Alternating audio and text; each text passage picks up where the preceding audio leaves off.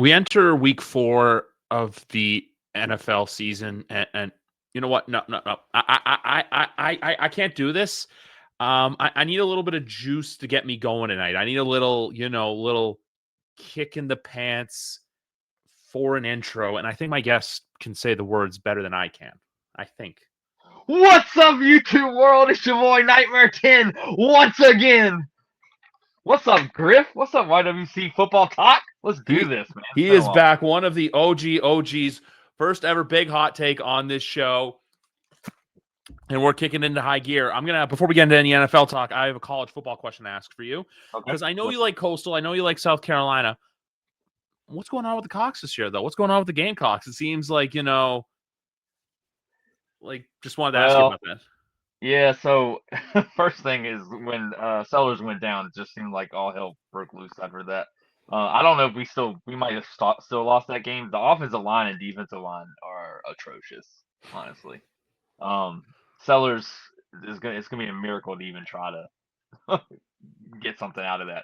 I think we bounce back, but I don't know if we can compete with the top dogs until I see it. So Yeah, in a year, I only asked that just because, basically through the SEC show, I got to know all the team, not all the teams, but know more about Shane Beamer, know more about Sellers. That's where I started buying. That hey, he's probably going to be a top quarterback in next year's class. He's one of those names that may not be known nationally, but starting to get more recognition when it comes to the landscape of college football and potential future NFL quarterbacks. So just wanted to get your thoughts there on that one, just because obviously, look, I don't know what happened last week. What was it, 2 weeks ago? They got their doors ran in by Vanderbilt. yeah, but that's when Sellers got hurt. Yeah, in the first Okay, half. so he got hurt in the Vandy game. Okay. I Right. mean, they were still beating us at the time, but it wasn't like out of the pick. Like we could still come back from that. Once he was down, that was the end of that. It's pretty much live by Sellers, die. I mean, like that. It's all him right now. I haven't seen like Nick Harper's a good we have good receiver running backs, not terrible. I can't think of his name right now, to be honest. I've been at uh mad, but yeah, I mean, I don't know. We'll see. I'm just taking it week by week. I mean, we're gonna have to win out to pretty much have a shot. So, at least Clemson's looks 10 times worse with and their quarterback's completely healthy. So I'll die on that hill at least. Yeah. That's the one big thing to look at too. Is just Clemson's not. It's not it this year, man. Like Cade was supposed to be this he was supposed to be a top 3 pick in the draft. It's him and Arch. It's not looking good. So right now that's all up in the air. But I feel like we still have a couple months of college football left to really fine tune the who's going to be in the the draft picture come April. Yeah, I think this is a prime example. Speaking of the quarterbacks, and you mentioned most of them there, but yeah, like your Arch Manning, your Sellers, your Cade Klubnik. There seems like there's another one I'm missing, but Nussmeier's the only one I was thinking of, but I think he's already he's doing okay though. Yeah, so he's actually but he'll there's be been probably a so top much 10. He'll be a top 10 pick, I think. but there's been so much hype like going into the season on those guys that like they just haven't. I mean, obviously, it's not like there's excuses being made or anything like that, but like there's just been so much hype on those guys that I think that clearly. First of all, Arch Manning, I'll just want to go on a little tangent with that. Like the man has expectations that he couldn't like he can't even see them and they're in a whole other universe. I think I will say this. I mean, we'll see how he finishes out the year, but I think Arch could benefit from staying. Like, don't just jump out. Well, one, if he jumps out now, I don't think he's the clear cut one as of right now. Obviously, we're in week 3 or 4 of college football, so 5. that could change week 5. So that could change. And maybe he still is the number 1 guy, but I think his stock has gotten more of a hit than Sellers right now because, like I said, Sellers is it's all him. So Drew Aller's the only other guy too, but he's like I've basically. never him though. Oh my god, I only look at him because he basically, and people said this. It's basically if you were to give a football coach, hey, build a quarterback in the lab. Drew Aller's what you get. When you're like, Yep. Where they say like the whole oh, I want an arm like this, I want feet that can run like this, I want someone who can take hits, read a defense. Drew Aller's kind of that guy that they see in that picture. We're not going to go into Thursday night's game just because by the time, Thursday Night Football kicks off in about 45 minutes. And by the time this is uploaded, Thursday Night Football already had happened. So we're going to jump right into Sunday where it's week 1 of international football. The Vikings and the Steelers kicking it off from Ireland in the first ever Ireland NFL game. Vikings coming off of 9:30 kick. Vikings coming Germany. off a massive win against the Bengals, and obviously the Steelers edged one out over the Patriots on Sunday.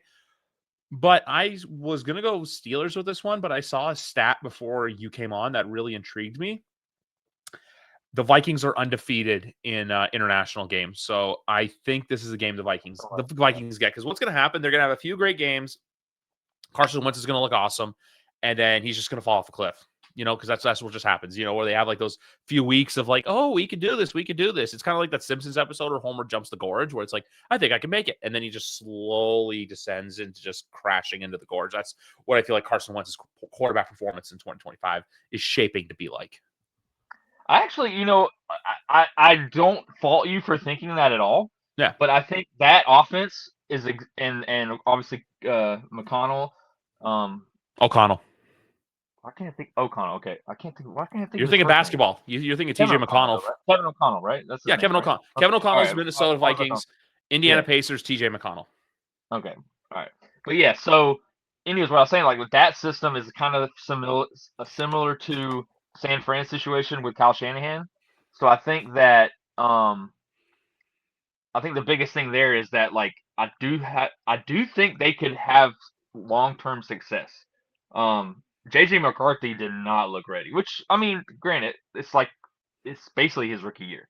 I mean, he got to get a lot of knowledge, but he was out for the year. He was on IR. I don't even remember if he was on the sidelines at all last year. I don't think he was. I could be wrong. Quote me if I'm wrong on that. But as far as this game, I'll transition to that. First of all, I'm gonna sound like the biggest homer ever, but like the Steelers are god awful, man. Like I don't like. It's gonna sound like excuses, but bro, 5 turnovers. We should have been mauled in that game. We should have never even sniffed the game in the fourth quarter. Like Dobbs getting playing time the way we were playing in that game. But we literally still had a shot, and Pop Douglas knew what a first down was. So I just don't have any confidence in the Steelers going on, and I always say prove yourself against me, like against my team. And I just was not impressed. Their defense is always going to be good, always, but I mean, I still think we just kept shooting ourselves in the foot. So I mean, this game, I think the Vikings win this game. Yeah, that's the big thing too. Like I look at that turns into what you said. I'm going to go with the Vikings on this.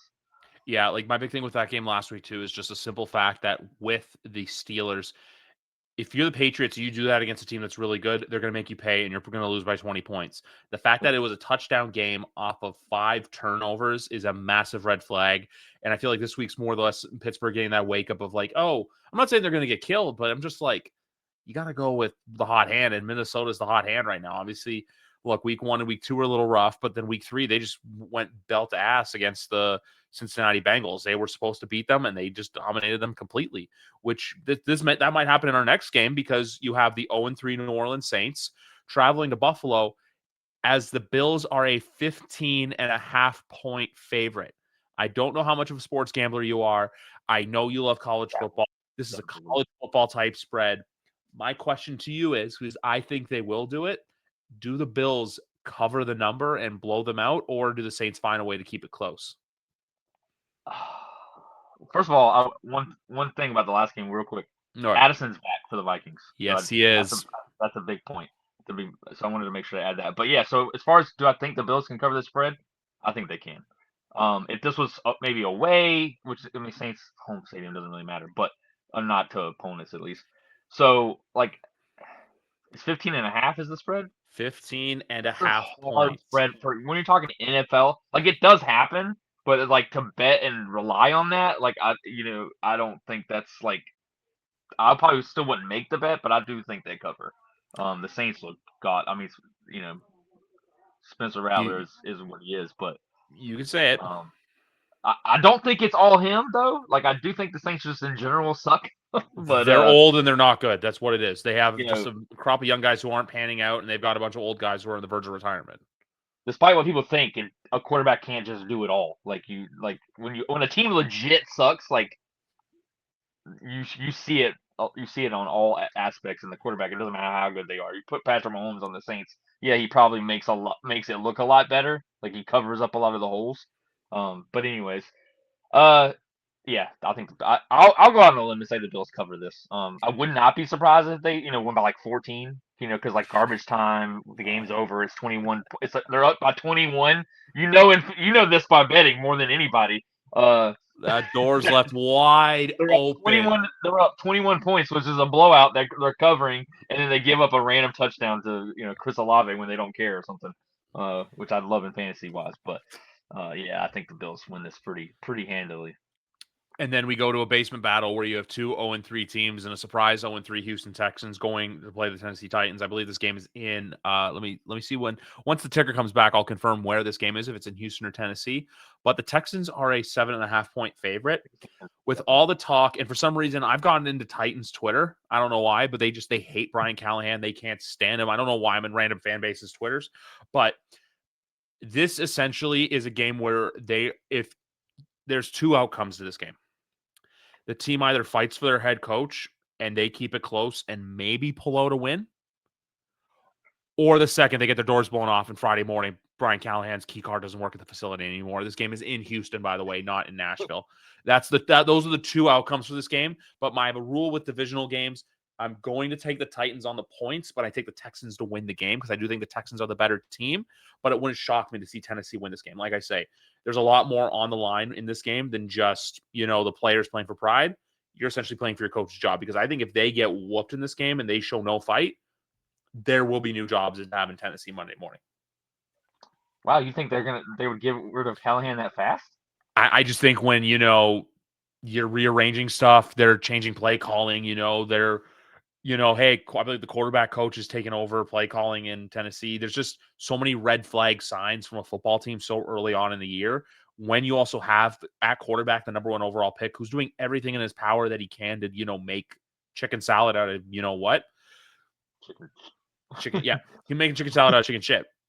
Yeah. If they come out here and look lifeless as they did against the Colts, it's a new football ops staff. It's a new general manager. You look lifeless against a 0-3 team. I'm sorry.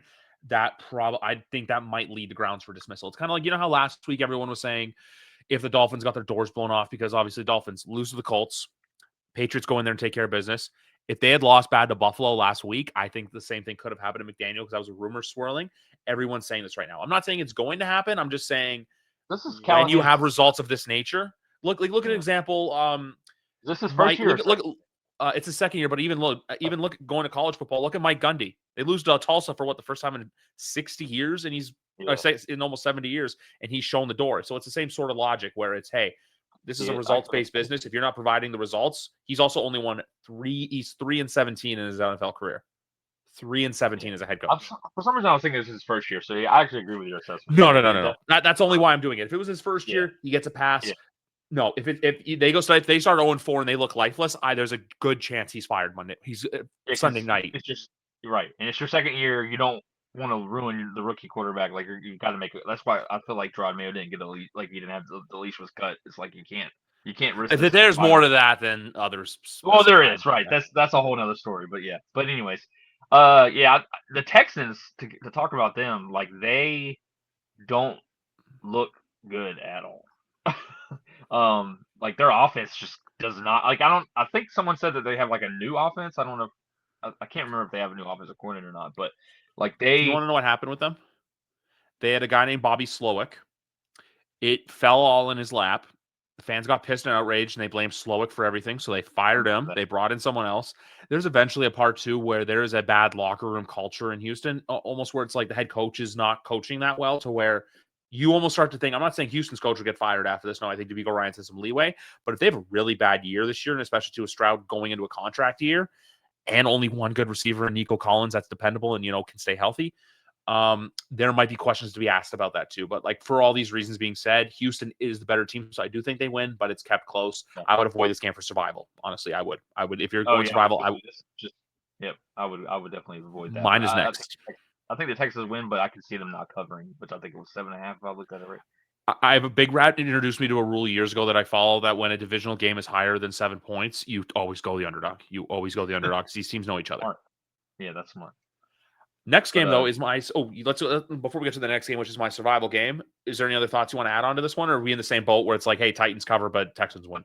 Yeah, same thing. I just think, well, one thing I'll say is like CJ Stroud. This was a big like sophomore slump is real. I mean, I can preach it over and over again. It's happened a lot. Um, but sophomore slump for someone that like dominant, like that did looked really really good in the rookie year. If they looked, average to okay, it's a little different. But I think this is like he's not getting like he just doesn't look like himself from or at least his I said his freshman year, but his rookie year. So that still want to keep an eye on that. Like, granted, let's just be honest. Like, people are talking about if he's going to get re-signed or not. I mean, Tua got re-signed, Trevor got re-signed, and they technically didn't. I mean, I'll say Tua showed a little, showed more than Trevor, but like, they didn't have to show anything or do actual success. I think Trevor made one playoff game. They lost, but they made one, right? Right? I can't remember. Yeah, the Trevor won a playoff game. Stroud's They won won. 2 playoff games. The thing with Stroud is he is going to get paid. It's just up to him now. He's in that Brock Purdy mold where it's, hey, are you gonna? Because I was saying on the show 2 years ago, I was waxing poetically. He's gonna get 60. He's gonna be the first quarterback to get 60. He wasn't.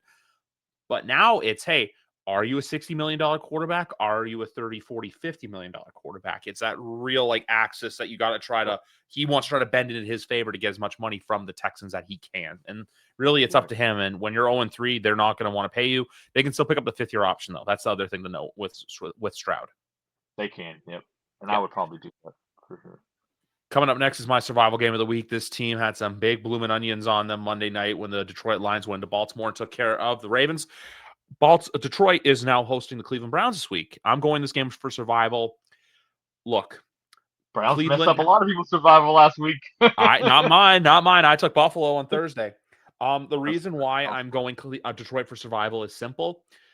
I just feel like Cleveland coming off an emotional win like that, as we know, the last couple of years of the Pats, they'll have one win that's awesome, and then they'll have a stinker the following week after. So I just think it's like that kind of axis where, Detroit comes out, they're coming off this huge win, they're back home. Week 1 was a bit of an anomaly against the Packers. Week 2, they just completely smoked the Bears. Week 3, they go into Baltimore and take care of the Ravens.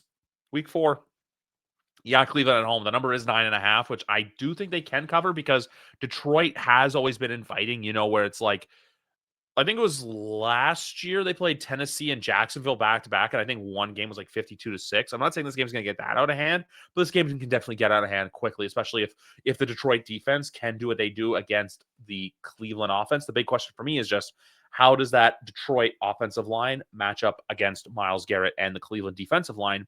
Because rookie Mason Graham is looking like a hell of a pick for the Browns right now. Yeah, the Browns D-line is no joke. That's what I think that definitely kept them in the game. I mean, Jordan Love not playing very well, healthy as well, but that's probably because he was fighting for his life.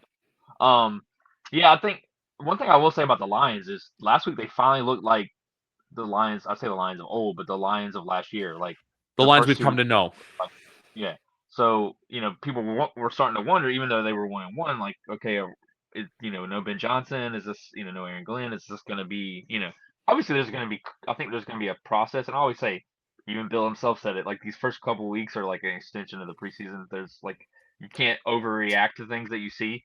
But you got to kind of like be smart about it. And then this is kind of like a reset. Like now the next 3 weeks, we kind of not a full reset, obviously, but like we start judging teams now again on these next 3 weeks. At least that's how I look at it. So, but yeah, I think the Lions, the Lions should win pretty handily. If the Browns win this one, then we got to start talking maybe a little bit. That's 2 huge back-to-back wins. This one is in Detroit though, right? It's in Detroit. It's in the Motor Yeah. City. See, I think that helped them too. They were in Cleveland, so. Plus 2 good friend of mine who's a Browns fan, Andy McNamara, who's come on the show regularly as our fantasy football expert, was at the game on Sunday. So that's why I'm like not picking them for survival. And look what they did. They busted a bunch of people's weeks. They did. Yeah. Next up, we got Atlanta and Washington in a very enticing game as well because Washington looked great last week. Atlanta did not. They looked the opposite of great against Carolina. But with a game like this, I'm not going to go too crazy with what I think is going to happen, but what I do think can happen. I think this is a close game. I just trust Washington more as of now than I do trust Atlanta. This is a show me something game for the Falcons. Is Daniels playing for sure? I have not heard as of yet. I don't know anything as of like the time you and I are recording this. I don't know much, but I do. I think. But hey, they did what they did with Marcus Mariota. Marcus Mariota, if he's got to play in this game, I still trust him. Backup. Yeah, he's a solid backup. You don't want Yeah, to season with him, but yeah, like I mean, and once again, another offense that once you have all the pieces, it doesn't take much. Like the quarterback has to be god awful, pretty much, to not at least still produce. And he's been in the league. He's a good vet now. So, the one thing I'll say about Atlanta is it seems like they do this all the time in their division. Like, it always seems like they lose a game that they shouldn't be losing, and so that's what kind of holds them back from being to taking that next step. So I wasn't really that surprised that they got killed by Carolina. Um, Maybe as much, and of course not scoring at all. That's a red flag for sure.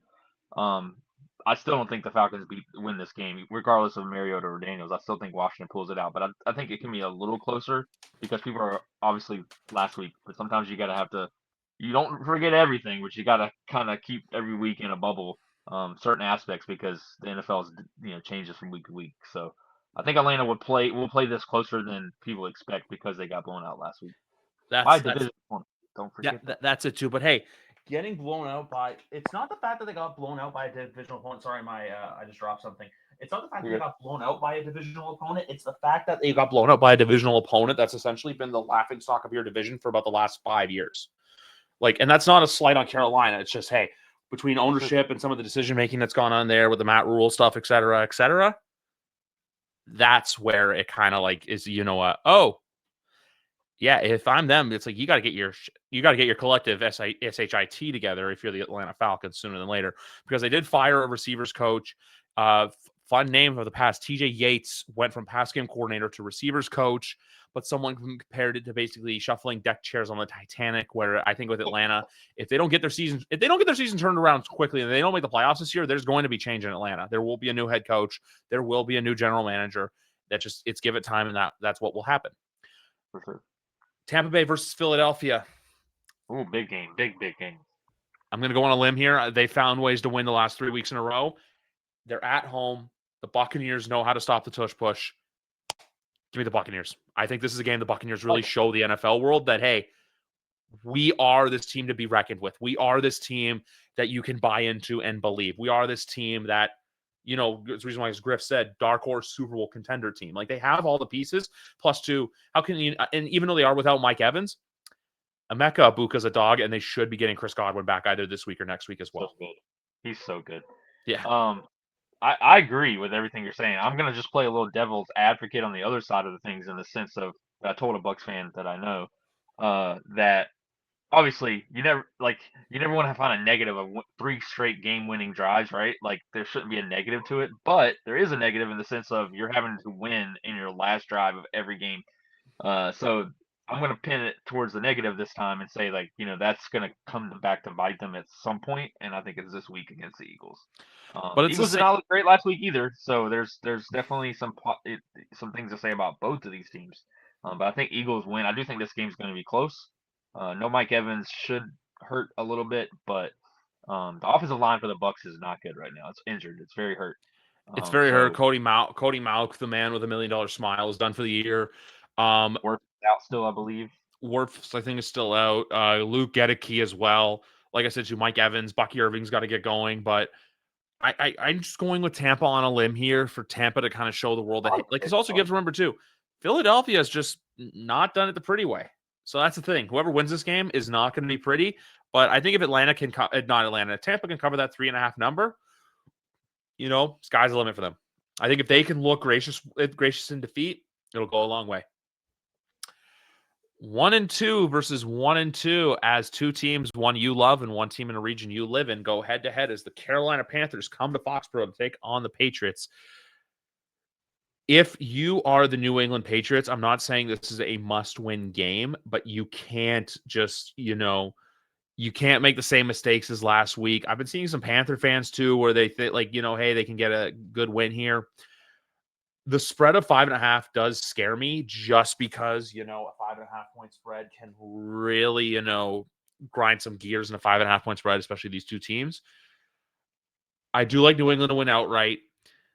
but I do like Carolina to keep it a little bit close. You know, I could see this being a very like ugly field goal game, like kind of like what week 1 was, but the Patriots being on the right side of victory this time. Until I see it, this Patriots team's not blowing anybody up. No. So it's gonna be close, closer than some fans. It might be a little irritant, but this team is still like there's a lot of growing that this team needs to do, a lot of discipline this team needs, and I think it's just like let's be honest. I mean, it's still. I know that we just witnessed this last year with Gerard Mayo, but like this is Vrabel's week. This is only week 4 for him, so I still think it's gonna take time. Now this game is I will say this game is one of those where losing this game, yeah, in the grand scheme of things, isn't like terrible, but it sets this tone, like your tone of like positive momentum and like okay, this team's headed in the right direction. That's a huge step back in that sense. If you lose this game, even if you lose by the last second field goal or anything like that, like this is a game you need to win. Move on to Buffalo, try to look respectable at all. And just go back to after Buffalo have back to your easier schedule or whatever. But that's the thing. This team would be close to in games that like last year would be close in games they shouldn't have been close in, and then get pretty much not either dominated or like clearly beaten against teams they should have been competitive with. So the Jags are a prime example. Yep. Which they did, which what I've seen too, which is so anti-patriot, but is this team is so good and produces. Now maybe this is adjustment on the other team as well, but the first half they look so much different than they do in the second half. Like I want to see this team play. I don't even care if they play bad in the first half. I want them to play good in the second half because they just have not shown me. It's like if they 12-0 up 12-0 against the Dolphins, and then the Yep. Dolphins come back. Like we won that game, but like I mean, let's be like we're a foot away from losing that game. So it's just like I want Raiders the same way. If we were in that game, and then all of a sudden the Raiders just boom, they're it's like so. I think that's the key. I think that can we get a full game, or at least look good in the second half. Like obviously I don't want us to play bad in the first half, but I'm saying like I'd take that if we played well in the second half because it would show adjustments on our side. Now that the other team is like, okay, well they did this, now we're going to stop it in the second half, kind of thing, or whatever. And don't shoot yourselves in the foot, man. Yeah. Trayvon Henderson needs to get more playing time. Kyle Williams, I'm not saying Kyle Williams should get a lot, but he should continue to be getting reps. You're losing anyway, so I mean, he needs to be a part. Like you need sparks in your offense. You have the one thing you have going for you is that you can spread the ball around because I mean they've already done it. They've so many targets each week to different receivers / tight ends and whatnot. So you have that to where like you don't have that one guy that someone can focus on. Like you've got that advantage. Use it. Like and I saw some glimmers of that, and I'm like, okay, Josh McDaniels, I see that. But Trayvon Henderson, man, like if he sucks, he sucks. But like Stevenson is clearly not the guy. Like Stevenson should just be like a workload back kind of thing, and just get some carries in the game to relieve Henderson. But like if Henderson's in, there's a threat of run and pass.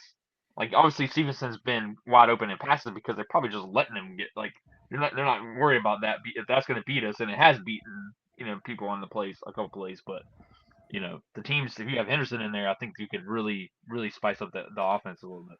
So the big thing right now, and I went over this in my Patriots show I did Tuesday night with my friend McGarvin. Go check it out, guys. Episode number 390. This is 392 actually. Is the fact that Ramondre Stevenson is more important to the offense than I think people think. Ramondre's had some cases of the yips in recent years. I know he's had a lot of fumbles throughout his career. You get rid of him on your running game until Trayvon Henderson really shows that he can go. You need that like 3 down back system with Trayvon, with Ramondre, and with Antonio Gibson. Even though Antonio Gibson kind of can be that hit or miss level running back. Can I say the big thing, the big, what, getting early carries pisses me off, bro. Like this is your third string running back. Why is he getting so many early carries? Anyways, continue. Because I get it. You need the people. You need the people you can go and rely on. Because even Antonio Gibson had a bad fumble on Sunday as well. Drake May's interception could have been prevented if he had, like obviously recognized Cam Hayward, but Cam Hayward was a home wrecker in that game. The big thing for this back too, though. Drake Mays, the sack is that's what that fumble was crucial. Yeah. Like, you got to just go down, man. Live to see the next play. The biggest thing for me in this game is simply if they can establish the running game against Carolina, a team, and also too, if they can make Bryce Young, not so much work around the pocket, but make Bryce Young, make him have a rough day. Make him have that day that he's like, looking a little iffy, not rolling out and making passes. Keep him in the pocket, make him uncomfortable. That's how you're going to beat the Carolina Panthers Sunday. I'm not saying this game is a guaranteed win. I'm just picking New England to go out and outright win this game because this is the kind of game that, hey, you're supposed to win, because if you lose, that instills fear and panic in the fan base. And we know as fans, we don't want to see that happen for the Patriots. And also, we didn't add this, but Gonzo being back most likely looks like he's going to play unless he's a last-minute scratch or something. And I think that could make the defense. The defensive line, by the way, is the best part of this whole team right now. Yep. In my opinion. I know they didn't show up as much last week, but still, I still think they're Milton Williams was a huge signing.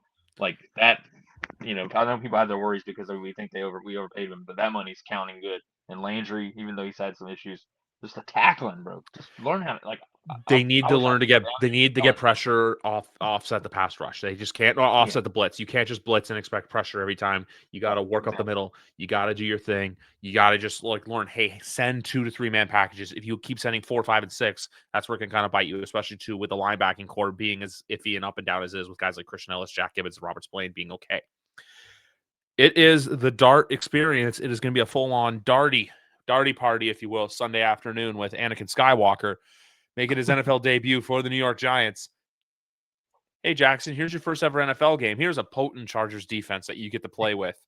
Hottest team in the NFL, maybe. Hottest team in the NFL, 3 division wins. Justin Herbert has this new swagger to his step. So I'm going to say this with a lot of confidence. I think the Giants can potentially keep it close for a little bit, but at the end of the day, I'm going fully with the Chargers to win and cover this just because they are the better team, unless Dart comes out and surprises us. I think they were waiting until next week when they do go to New Orleans to play the Saints, but I do think that the Chargers are the real deal team. I know there's the West Coast travel, but I think the Chargers, they're the real deal. Look, I've been the biggest, I wouldn't say hater, but the biggest, what's the word? The biggest, I haven't been a biggest doubter. There you go. I've been the biggest doubter of Herbert, but this dude is balling this year right now. On his way to MVP if he keeps this up. So, I mean, the Chargers obviously they just lost Najee Harris, but I don't think that does. That they need more Hampton anyway. He's looked good in the little bit that he's gotten, in that defense as well. So, I think that the Chargers. I would not be shocked if the game's close because Jackson Dart. You don't have any film on him, not true film. So, I could see if but I don't trust the Giants' offensive line. I don't trust Dayball either, but. Yeah, neither do I, but we'll see. I think Andrew Thomas is coming back though, which is a boost, but at the same time too, I don't know if the rest of the Giants will be well enough to overcome what the Chargers can throw at them. And then we go to the 4:00 slate: San Francisco versus Jacksonville. Little Mac Jones versus Trevor Lawrence. San Francisco showing that they can get it done under any circumstance. Obviously, George Kittle hurt, Brock Purdy turf toe, Nick Bosa torn ACL. It's all this stuff there where it's I just have the worst luck ever. Yeah, it's just the worst luck with injury. And now you have almost a revitalized Jags team coming in. They're 2-1 right now. Yeah. Even them too, they're finding ways to win. They're finding ways to, get the job done and just tackle and deal. But you know what? I think that the 49ers are the better football team and find a way to get this one done. I think this game could be a little bit close, but I think Jacksonville's that kind of team. They're going to beat the bad teams, but against the good teams, they have to show me. It's like what I said earlier. You know how I said it's a show me game for the Atlanta Falcons? I think it was Atlanta I said that for. Yeah. For Atlanta, it's the same sort of thing with Jacksonville. Hey, show me you can beat a team that's good. Because look at Jacksonville. They beat Carolina. They beat Houston. Those are 2 teams that are 1-2 and 0-3. Obviously, the Bengals are 2-1 and got curb stomped last week, literally and metaphorically. Yeah. But Jake Browning beat you. You had Joe Burrow out when Joe Burrow went out. Jake Browning went in there and took care of business against you. If Jake Browning can do it, Mac Jones sure as hell can do it. So that's why I'm going San Francisco. Yeah, I agree with that, all your points. I think Mac Jones is this is a perfect offense for him. When everything. I mean, granted, I know it's not a completely healthy offense, but still, it's like it's got enough pieces. It's a good system. Like this is what Mac needs to succeed, and look what he's doing. I'm not gonna go crazy and say he's better than Brock Purdy, but I do think he's a serviceable backup that's gonna be able to come in and win you games and help win you games, not help you, not have you lose games. That's the exact thing. Mac Jones is going to be serviceable enough to where he can help them win. He'll do enough to win, but eventually this is going to be Brock's team again. They do also have a quick turnaround on Thursday night where they play the Rams next week, Thursday night football as well. This week, it's like I said, Rams 49ers next week, Cardinals, Hawks this week. So all that more travel for Mr. Kirk Herbstreit as I wait for the next game to come around. And it is those LA Rams playing the surprise Indianapolis Colts. I want to go Rams just because of the way they lost last week, but also, too, it's the exact same thing. Hey, Indianapolis Colts, you look awesome. You beat a bad Miami Dolphins team. You beat a Broncos team some people may have overrated. And you beat a Tennessee Titans team who might be firing their coach in less than 96 hours. You're playing a legit opponent here. If you want to be taken seriously by the rest of the NFL world, this is the game you either keep close or you win. You go to LA and you get embarrassed, all that goodwill you built up for 3 weeks just goes out the window, and it's just, hey, the Colts are the Colts. Because you've played mediocre teams. You're not playing a top dog in the league. You're not just playing a top dog in the in their conference. You're playing a top dog in the league. A team last year that threw the last 2 times they've played them, literally threw everything they could at the Philadelphia Eagles and still lost. Daniel Jones, show me you're this quarterback that has not turned the ball over. Show me you are the people that Giants fans ridiculed me for years whenever I would shit talk him. Show me you are worth of the hype. I'm not shit talking him. I want to see him go into LA and win this game. That's why I'm picking against him and picking the Rams in this one. Man, I thought I was gonna be alone on that. No, I'm picking the Rams too. I think the Rams need this bounce back win. I think the Colts. This is kind of like the perfect time to play them. They're 3-0. Reality check. Everything's gone their way. I don't think they get blown out. Like I agree with you. That would be a very like bad thing because like you said, they're gonna. If they keep it under 7 points, if they keep it, sorry to cut you off, but if they keep it under 7 points, that's where they keep it up. Where it's like, hey, you went into LA and you gave them everything you could. You go into LA and you lose by more than 10 points. You lose by 6, 7, or like 4 or 3. You build goodwill. Yeah, and I think you're fine. I mean, because you're not going to win every game. So I mean, I think that's fine. Just wanting to be consistent and still be, Daniel Jones still be playing good, not giving your game away. But I like the Rams in this game. I just like the defense. I like the fact that they did play Philly. They dominated Philly. They choked that away. So, some of it, obviously we give props to both sides, but I think that's what will lead to this game. The Rams pulling this one off, and you got it. Like I said, if they win this, I mean the Colts will look really really strong. I don't think the Colts are frauds now. I don't think that. I think the offense has a lot of talent. Jonathan Taylor's playing his ass off. And Jones has an offensive line, has time to throw, has receivers. So I think that's why they have, and their defense isn't terrible. So I think that might be their weak point, but it's still not terrible. So I think here's a prove it game. I mean that's where that is where I am. That's where I'm looking at this from the perspective of the Colts. It's how do you handle yourself? Like you said, they've been playing great. Daniel Jones has got the weapons. You go out there and get embarrassed. It's kind of like, okay, what were the first 3 weeks? You go out there and you kind of, walk away where it like you got outplayed, but you got respect. It's the earn respect kind of game for the Indianapolis Colts. It's that the show me Colts. Show me that you're this new team and you've turned over a new leaf.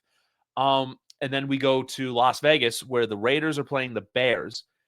This game is so tough, and the Raiders are a slight favorite in this one. But something inside is telling me that game last week kind of woke up the Bears to where I think the Bears are the better team. But also, too, Jesus Christ, if you want to talk about usage of a running back, Ashton Genty, just like the Raiders are just like, oh, we have this really great running back. Oh, we don't know how to use him. It's kind of like the Bijan Robinson effect from a couple years ago, To be fair, like there's some like when he's not getting the ball, he's kind of looked a little lost.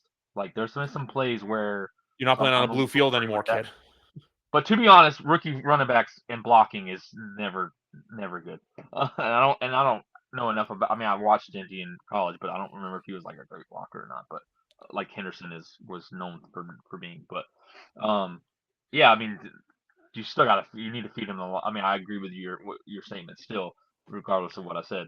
You still got to feed him the rock more. Yep. And speaking of feeding the rock, you got to feed the Brock more.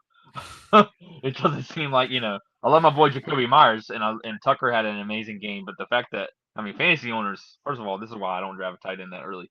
I don't care how good he is. But Brock Powers, I mean, fantasy owners are. I said Brock Powers, but Brock Powers is hurting some fantasy owners right now because he's not getting that rookie season like he had. I think the Raiders just give them time, and then they'll probably have some bumps along the way. But they're going to be a team. The Raiders are going to be a team that are annoying. They're going to be a thorn in people's side. It's just with this game here, I slightly think the Bears are just can do that much more to get the win in this one. I've got the Bears winning as well. I've been to add that, but just because I think momentum off of playing the Cowboys, I think they'll have confidence in themselves. And the Bears just seem, even though they're new under Ben Johnson, like I think that's something that they clearly last year, like when Caleb Williams wasn't confident, he looks way different. So I think if he can play with that confidence he had against Dallas and carry that over, the Bears offense could be really good. Yep. But we now live in a world where there's two of the best teams in the NFL are 1-2, and they play each other this weekend in the prime spot. Kansas City 1-3, Griff. That is crazy. 1-3. I think both teams are going to be fine, but whoever loses this, you're getting into Cincinnati Bengal territory from last year, where it's like, hey, you can't make up that many more games. It's hey, you got to get your shit together and start winning some damn football games. And for what I've seen, this is such a toss up. Part of me wants to go Baltimore, but part of me wants to go Kansas City. I honestly don't know. But when the chips are down and you need someone to put on the cape, I'm going to trust 15 to do it. I know 87 has not looked good at all this year. He looks just like maybe should have retired, but that's another topic. I'm trusting that 15 learns to put on the Superman cape, unless did the kid from Nebraska, Monstars all his talent. Monstars, that's awesome. You know who I'm talking about, right? Yeah, I know. Monster, Space Jam. No. The quarterback from Nebraska. Yeah, he looks like Patrick Mahomes. Yeah, I know. Yeah. Looks like him, acts like him. Acts like him, everything. And he says, I don't know what you're talking about, but whatever. To where Matt Rule says, can we not talk about him? And he's like, well, he's doing it. Yeah, he's literally doing it. So, first of all, like, I don't think this, like, I mean, I've heard things like if whoever loses this game is missing the playoffs. I don't agree with that. I think both teams still make the playoffs. I think this is a big point in winning their division, but I honestly think it's more Chiefs need this more for the divisional win. I still think the Ravens can be 1-3 and win the division, considering, because Steelers don't look good, Turf Toe Burrow, and the Browns are the Browns. Exactly what I was going to say, because I think the Ravens have a better, like, they can overcome this. I don't think I don't want, like, I know that's, like, kind of says, well, pick the Chiefs, and like you said, Superman, you think, if Mahomes, this is his moment. But I want to see I not only want to see it because I want to see the Ravens, like, bounce back from, like, a game that they just got pretty much, I mean, not dominated, but Detroit looked like the better team, even though it was closer than it looked. So I want to see the Ravens bounce back, and I think they will bounce back. I just trust this is what I'll say. I trust the overall Ravens. I don't trust coaching. I still think the coaching is the problem with Baltimore, but whatever. But I think, and I'll stand on that hill until I see the Ravens overcome, like, climb the hill themselves. Because it's just in games, I start questioning what I'm seeing. But I think the Ravens talent. I'm just gonna go with the Ravens talent over the Chiefs, and I like, it's a toss up. I would not be surprised who wins no matter what. But one thing I will say with Lamar, even though I'm a huge Lamar supporter, I think he's the best quarterback in the league. Currently this season, 0 interceptions, by the way. But he does need to learn to throw the ball away, because, like, in that game Monday night, he was frustrating me. I'm like, okay, Lamar, like, it's one thing when Drake May does it because he's still young, but like, you should know better. Like, you got to, like, I understand trying to make plays, but you got to know when. That's one thing that I was telling a coworker, like, that Patrick Mahomes is most of the time is good at. Like, he knows when to run and when not to, and I think, and when to make a crazy play. Sometimes he's running for his life because they're down in the game or whatever. But Lamar, like, just got to learn how to live to see the next play. Like, you shouldn't have to learn that. You should already know that, and he does. And I just think now, because of not getting over that hump and not getting to where he wants to go, he's almost trying too hard. Josh Allen's been guilty of doing that before too. But Josh Allen's learned to clean his game up, and as soon as he cleaned But his he's game done up it. by Yeah, doing stuff like but he that, fixed, he's become the MVP it. for a reason. He fixed it. So that's why Lamar needs to like, okay, let's not go down that route. Let's I follow can this. also see Baltimore winning this game. It's just with their back. If Kansas City falls to 1-3, that's a death sentence for the division because the Raiders, like I said, you still have to play the Broncos twice, who gave you fits both times last year, even though one of them they weren't playing anyone. The Raiders nearly beat you twice last year, and you've Should have beat already you. lost one to the Chargers, who are 3-0 in division play, and you're 0-1. This game, too, for the matter of conference seeding, is a huge matter so early on in the year. But this game as well, it's just if Kansas City loses this, that's where you start to, fly the red flag of concern for them. I know it's red. I know it's ironic. But with the Ravens, I think the Ravens can recover from 1-3. The Chiefs fall to 1-3. The earth's going to be falling. And because also, too, the Chiefs, they have the Jags next week. I'm going to read you their schedule because the Chiefs' schedule, not that it's not easy, it's just the circumstances around their schedule of what it makes it a little bit tough. Let me just take a look here. NFL, as right now, the Cardinals and Seahawks have gotten underway. So after this week, Kansas City Chiefs, Monday Night Football, Sunday Night Football, 1 o'clock, Monday Night Football, 4:25 prime slot, 4:25 at Denver, 1 o'clock, Thanksgiving 4:30 slot, biggest slot of the year at the Dallas Cowboys, Sunday Night Football, and then they have another Thursday Night Football on Christmas Day. Wow. You fall to 1-3. There's nowhere to run and hide because guess what? You've got a primetime gauntlet, not by opponents, but hey, because even this Sunday, this game is 4:25 Eastern, to where you lose this, all of America's watching you. I know other countries, including Canada and other around the world, will be watching. All of America's eyeballs are going to be on this game, to where if the Chiefs look bad, that's where it's sound the alarm time. That's what I meant by that. Considering after this, hey, you've got 3 of your next 4 are Monday night and Sunday Night Football, plus that November 2nd game at the Buffalo Bills. You can't mask your mistakes for long, Kansas City. That's why I need you to win this one. I think another point too with Yep. Baltimore, like I agree. I think we both agree about they could still win their division, but I do think this is huge in seeding because Yeah. they have lost the Bills, and now this would be a loss to Kansas City. So, do we trust Baltimore to go on I don't trust Baltimore to go on like a road run and to finally go over to finally get to the Super Bowl.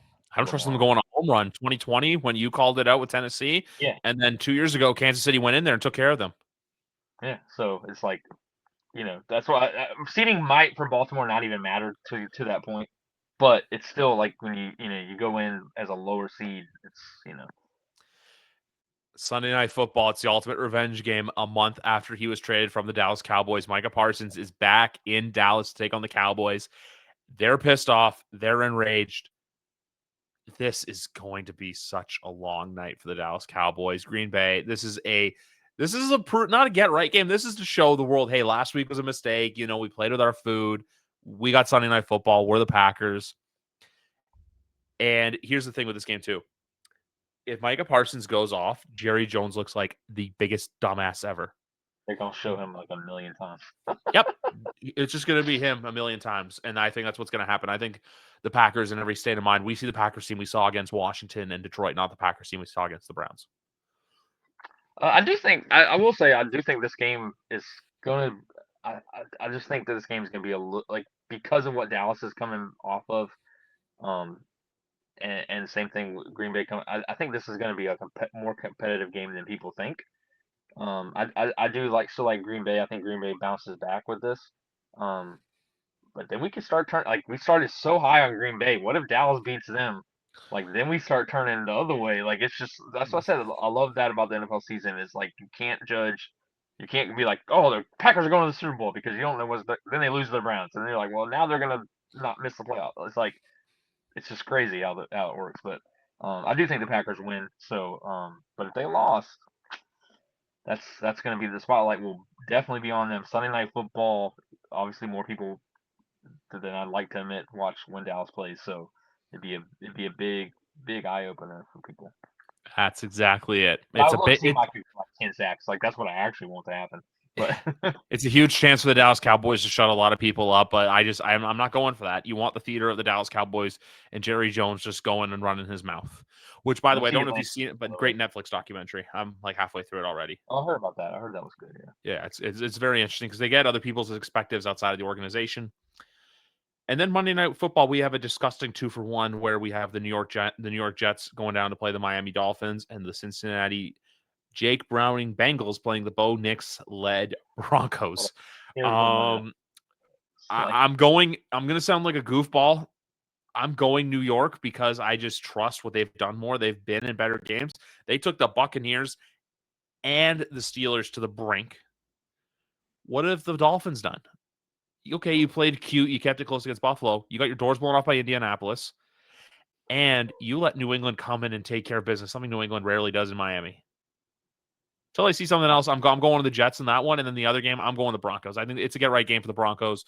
I just don't know. I think this is a little bit of a closer game, but I do think the Broncos take care of business Monday night.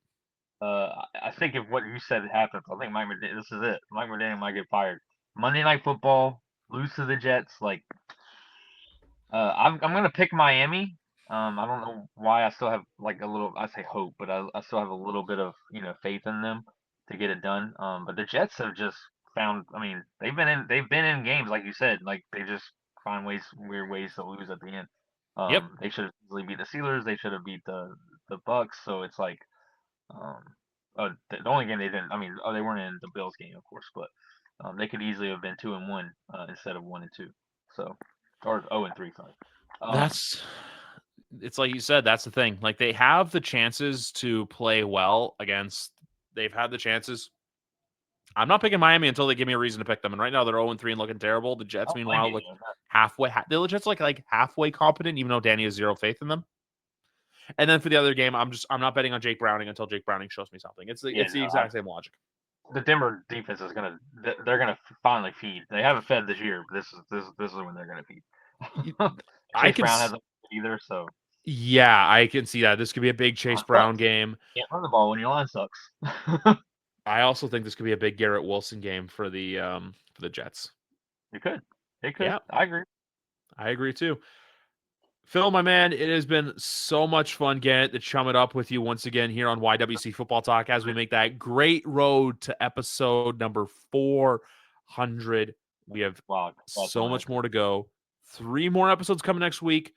Monday night, Wednesday night, Thursday night. 3 episodes. Patriots, CFL, NFL. You know where to keep it locked. We're going to be at 400 before you know it, guys. Stay locked in on YWC Football Talk. For Nytemare Tone, once again, I am Griff Bordegon. Go Pats. Have a great night. We love football.